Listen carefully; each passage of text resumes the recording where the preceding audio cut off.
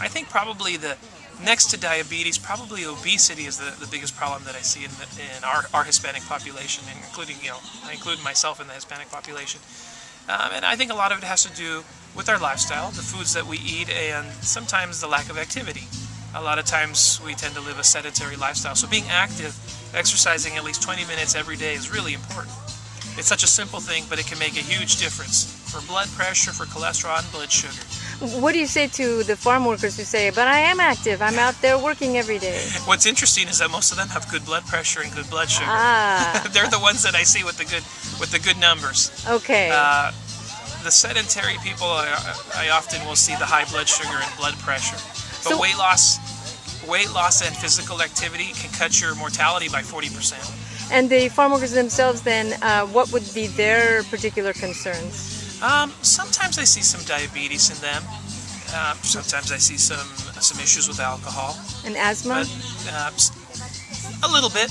Okay. I do see a little bit of asthma, but diabetes is always very common in the Hispanic population. But actually, a lot of farm workers who are very active, they actually have pretty good numbers.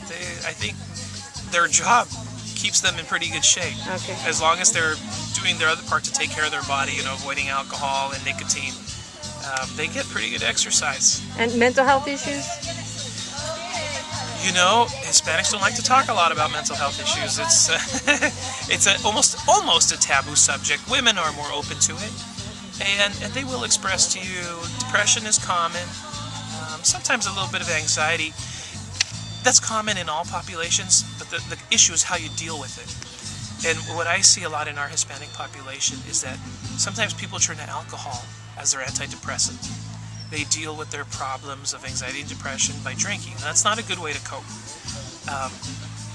The good thing about the Hispanic population is that we have a very tight family unit. Most families have a tight family unit, and that helps people cope with depression and anxiety in a natural way that doesn't involve alcohol or taking medications as much. But it's important to have a good family unit. The other thing that's good about the Hispanic population is spirituality helps people deal with depression and anxiety.